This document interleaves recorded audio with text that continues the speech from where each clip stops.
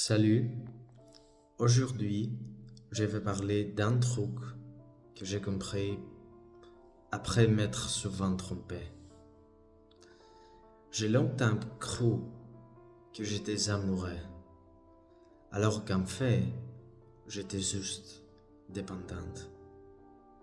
Tu vois, quand quelqu'un te manque à en avoir mal, quand tu penses à elle tout le temps, quand tu es prêt à tout pour garder ces liens, même s'il te détruit, c'est pas de l'amour, c'est une blessure, c'est de la peur, c'est de la dépendance affective. Moi, je croyais que plus je souffrais pour quelqu'un, plus ça voulait dire que je l'aimais. Mais c'était faux. En fait, je m'attachais à des gens qui ne me choisissaient pas, des gens qui me faisaient sentir pas assez. Et moi, j'avais besoin de les regards pour exister. Et tu sais ce que j'ai compris? Plus tu deviens dépendante émotionnellement, moins tu es attirant.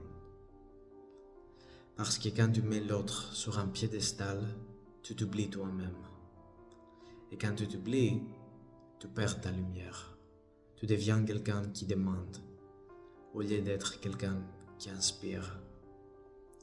L'attirance, c'est pas une question de faire des efforts ou de prouver ta valeur. C'est une question d'énergie. Et l'énergie manque. Elle repousse.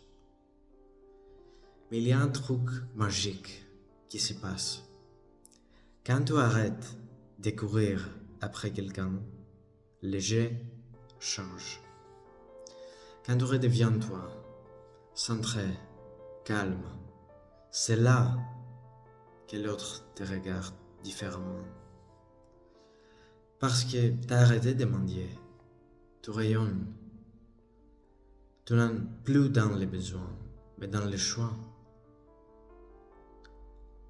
Un jour, quelqu'un m'a dit, si tu dois te perdre pour être aimé, ce n'est pas de l'amour. Et cette phrase m'a secoué. J'ai commencé à me poser les vraies questions. Est-ce que je m'aime quand je suis avec cette personne? Est-ce que je me sens libre ou toujours inquiet? Est-ce que je m'abandonne pour qu'on ne m'abandonne pas? Et petit à petit, j'ai compris que la vraie attirance, la vraie connexion, elle fait pas mal. Elle apaise. Elle ne joue pas avec ton esprit. Elle te fait te sentir en sécurité.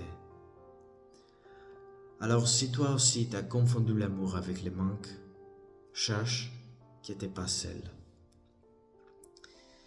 Et que t'as pas besoin de mériter l'amour en t'aimant toi-même. Aujourd'hui, j'apprends à m'aimer sans attendre qu'on me valide. Et tu sais quoi?